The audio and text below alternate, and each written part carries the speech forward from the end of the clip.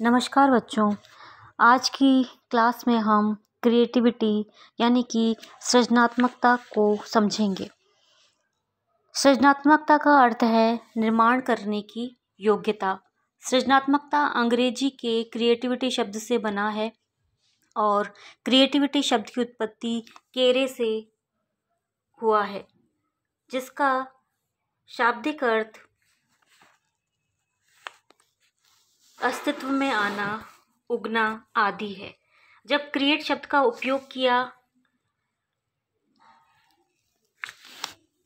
और उपयोग क्रिया के रूप में किया जाता है, तब इसका अर्थ होता है रचना, सृष्टि करना, निर्माण करना, नई चीज बनाना, उत्पन्न करना आदि।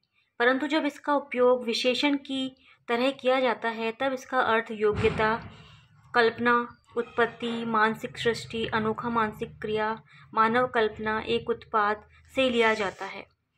सृजनात्मकता की परिभाषा को यदि हम देखें तो स्टेन के अनुसार जब किसी कार्य का परिणाम नवीन हो तथा किसी अमुक समय के लिए वह किसी समूह विशेष द्वारा उपयोगी, लाभकारी एवं संतोषजनक समझकर स्वीकार कर लिया गया हो, तब वह प्रक्रिया सृजनात्मकता कहलाती है। अर्थात सृजनात्मकता की स्थिति में व्यक्ति किसी नवीन एवं मौलिक चीज़ों का उत्पादन करता है, मगर यह भी जरूरी नहीं है कि सृजनात्मकता में सदैव ही नवीन चीज़ों का उत्पादन ही होता है। जैसे बालक युवा स्वप्न देखता है, वह अपनी कल्पना में प्रकृति के विभिन्न दृश्यों को देखता है, वह स्वयं के बारे में भी कल्पना में सोचता है और अपना भविष्य निर्माण करता है इत्यादि। इसी प्रकार आइजेनेक के अनुसार सृजनात्मकता वह योग्यता है जिसके द्वारा नवीन संबंधों का ज्ञान होता है। इसकी उत्पत्ति में चिंतन के परंपरागत प्रतिमानों से हटकर असाधारण विचार उत्पन्न होते हैं। सीवी गुड ने सृजनात्मकता के बारे में लिखा है कि सृजनात्मकता चिंतन का वह गुण है जो जनसंख्या के सभी सदस्यों में विस्तृत निरंतरता का निर्माण करता है, भले ही उनकी डिग्री में थोड़ा बहुत अंतर हो। सीवी गुड ने सृजनात्मकता के निम्न कारक बताए हैं: सहचार्य, आदर्शात्मक क्षमता, मौलिकता, अनुकूलता, लोच की निरंतरता, तार्किक मूल्यांकन करने की योग्यता इत्यादि। अब है सृजनात्मकता की विशेषताएं। जैसा कि स्क्रीन पर आपको दिखाई दे रहा है, जो सृजनात्मकता की मुख्य विशेषताओं को हम बताएंगे, जैसे लक्ष्य निर्देशित होना, लोचशीलता, मौलिकता, नवीन चीज़ों का निर्माण, जिज्ञासा, केंद्र विमुख चिंतन, चिंतन का तरीका, नियंत्रित कल्पना, सामाजिक स्वीकृति, मानसिक खेल का एक प्रकार। सृजनात्मकता के परिणाम सदैव प्रशंसनीय होते हैं। यह एक मापनीय व्यवहार है, साहसी होना इत्यादि। ये सभी सृजनात्मकता की विशेषताएं हैं। इसी तरह से यदि हम सृजनात्मकता के विकास की तरफ ध्यान दें तो डेनिस और लेहमैन ने अपने अध्ययनों में देखा कि सृजनात्मकता लगभग 30 से 40 वर्ष की अवस्था में चरम सीमा पर पहुंचती है। इसके बाद या तो वे स्थिर हो जाती है अथवा धीरे धीरे कम होती जाती है। इसी तरह से लेहमैन ने यह भी मानना है कि यदि व्यक्ति को उपयुक्त वातावरण समय पर उपलब्ध कराई जाए तो सृजनात्मकता 30 वर्ष से पूर्व भी हो सकती है, क्योंकि इसके विकास में कई कारक जिम्मेदार होते हैं। टॉरेंस ने अपने अध्ययनों में यह बताया है और यह निष्कर्ष निकाला है कि सृजनात्मकता शैशवावस्था से लेकर किशोरावस्था तक स्थिर रूप से नहीं बढ़ती, बल्कि कुछ बिंदुओं पर झुकाव आते हैं। यह झुकाव पहली बार 5 से 6 वर्ष की अवस्था में आते हैं, जब बालक विद्यालय जाने लगता है, तब वह अनुशासित रहना भी सीखता है। फिर यह झुकाव 14 से 15 वर्ष की अवस्था में आता है, जब बालक वह संधि अवस्था से गुजर रहा होता है। इसी तरह से स्पोक के अनुसार सृजनात्मकता माता पिता का अपने बालकों के प्रति व्यवहार एवं उनकी अभिवृत्तियाँ किस प्रकार से उनके व्यवहार को प्रभावित करती हैं। यदि माता पिता प्रारंभ से ही उनकी सृजनात्मकता या सृजनशीलता में ध्यान देते हैं, तब उन्हें किताबों को पढ़ने एवं उनमें छपे सुंदर चित्रों से देखने को प्रेरित करते हैं, उन्हें विभिन्न प्रकार की वस्तुओं की सृजन करने की इजाज़त देते हैं। जैसे टीन को पलटकर डंडे से पीट कर सुरीली आवाज़ निकालने में सहायक होते हैं, मिट्टी से खेलने की स्वीकृति देते हैं, तो निश्चित ही बालक में सृजनात्मकता का सुंदर ढंग से विकास होता है। परंतु यदि माता पिता भी अभिवृत्तियाँ नकारात्मक होती हैं, वे उन्हें बात बात पर टोकते रहते हैं, खेलने कूदने से मना करते हैं, स्वतंत्रता पूर्वक काम करने की इजाज़त नहीं देते, तो बालक में सृजनात्मकता का विकास उस सीमा तक नहीं हो पाता है जितना कि होना चाहिए।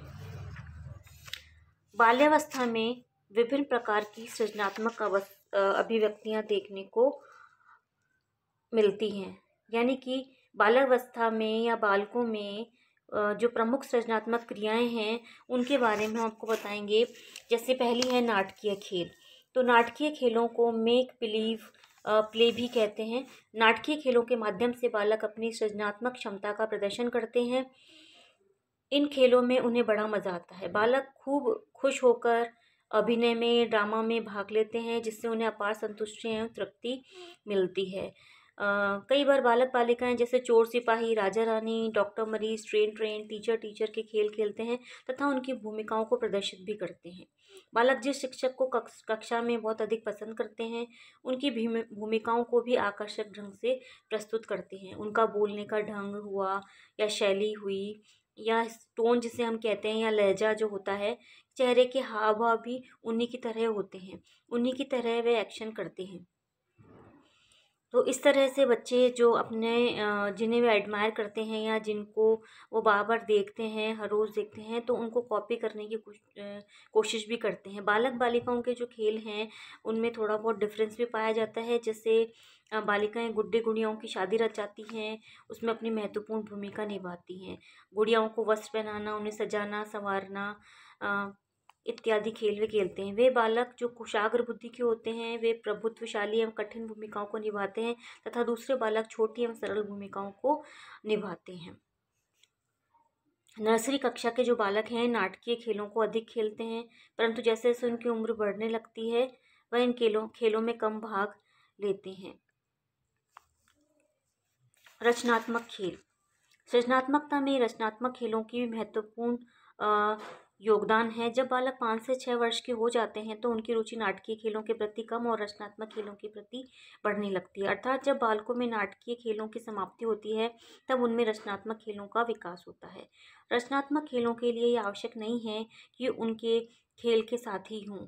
जब बालक अकेले होते हैं रचनात्मक खेलों को खेला करते हैं। जैसे चित्रांकन अथवा पेंटिंग करने के लिए बालकों की दूसरे बालक की आवश्यकता ज़रूरत नहीं होती है। वे अकेले ही पेपर, पेंसिल, कलर, ब्रश आदि से चित्रांकन करने का कार्य करते हैं और उसमें उनको आनंद भी मिलता है। चित्रांकन करना या ड्राइंग करना भी एक प्रकार का रचनात्मक खेल ही है। जब बालक के हाथ में पेपर, पेंसिल, रबर, क्रेयॉन आदि दे दिए जाते हैं तो वो पेपर पर टेढ़ी मेढ़ी आड़ी तिरछी रेखाएं खींचते हैं और उनमें मनपसंद रंग भी भरते हैं। प्रारंभ में बालक जिन चीज़ों को बनाते हैं वे अक्सर किताबों में छपे चित्रों की नकल होती है, क्योंकि जब बालक का मानसिक और बौद्धिक विकास इतना नहीं होता है कि वह उन्हें बिना देखे अपने मन से बना सके। परंतु जैसे जैसे उम्र बढ़ती है, उनके हाथों की पेशियों में परिपक्वता आती है, मानसिक विकास होता है, तो उनके चित्रों में मौलिकता आने लगती है। वे अपने उन चित्रों को कल्पना से बनाने लगते हैं, जैसे भारत का तिरंगा, जहाज, नाव, फलों से भरी टोकरी, आदमी, सूरज, फूल, पत्तियाँ, पशु पक्षी के चित्र इत्यादि। इसी तरह से काल्पनिक साथी भी एक सृजनात्मकता की अभिवृत्ति या सृजनात्मक क्रियाओं के अंतर्गत ही आते हैं। जब बालक अपनी कल्पना में किसी व्यक्ति, वस्तु या जानवर को अपना साथी चुनता है तो उससे अपने मन की हर एक बात को बताता है, तो वह उसका काल्पनिक साथी कहलाता है। काल्पनिक साथी उसके सच्चे दोस्त की तरह होता है, जिसे वह अपनी सभी गुप्त बातें, सीक्रेट मैटर्स तथा समस्याएं बताता है। इससे उसे असीम आनंद एवं अपार हर्ष की प्राप्ति होती है। इसी तरह से दिवा स्वप्न, न केवल बालक बल्कि किशोर भी दिवा स्वप्न में अपने आप को संलग्न पाते हैं। जब बाल्यावस्था की अति महत्वपूर्ण सृजनात्मक क्रियाएं हैं तो दिवा स्वप्न से बालकों को अपार सुख, आनंद और संतुष्टि मिलती है। थोड़ी ही समय के लिए सही, मगर वे तनाव मुक्त हो जाते हैं। उनकी बोरियत दूर होती है। वे यथार्थ से हटकर कल्पना लोक में विचरण करते हैं और जैसा चाहें वैसा कल्पना करके आनंद की प्राप्ति करते हैं। दिवा स्वप्न के जो प्रकार हैं, जैसे जीत के नायक वाला दिवा स्वप्न, सहनशील पीड़ित नायक वाला दिवा स्वप्न, काल्पनिक अवास्तविक दिवा स्वप्न इत्यादि। इसी तरह से हास्य भाव उत्पन्न करना भी एक सृजनात्मक अभिव्यक्ति या क्रिया है। इसके दो पहलू हैं। पहला, हास्य भाव वाले व्यक्ति में हास्य भाव का प्रत्यक्षीकरण करने की योग्यता होती है। दूसरा, वह हास्य को एक बार सुनने के बाद उसी भाव के साथ दोहरा देता है। दोनों ही हास्य भाव बालकों के सामाजिक समायोजन में मददगार सिद्ध होते हैं। हास्य भाव वाले बालकों से स्वतः ही लोगों का आकर्षण बढ़ जाता है और वे उसकी हास्य बातों को सुनने के लिए लालायित रहते हैं। इसी तरह से कहानी कहना भी एक सृजनात्मक क्रिया या अभिव्यक्ति है। कई बालक दूसरे बालकों के समक्ष कहानी कहकर अथवा कविता सुनाकर अपनी सृजनात्मक शक्ति का प्रदर्शन करते हैं। इसी तरह से उपलब्धि के लिए जो आकांक्षाएं हैं वह भी सृजनात्मक क्रियाओं के अंतर्गत ही आती हैं। प्रत्येक बालक के मन में कुछ बनने की, कुछ कर दिखाने की प्रबल इच्छा होती है। इसे ही आकांक्षाएं या एस्पिरेशन कहते हैं। जब बालक बड़े होकर स्कूल जाने लगते हैं तो शिक्षक एवं माता पिता उनसे ये प्रश्न पूछते हैं कि आप बड़े होकर क्या बनोगे।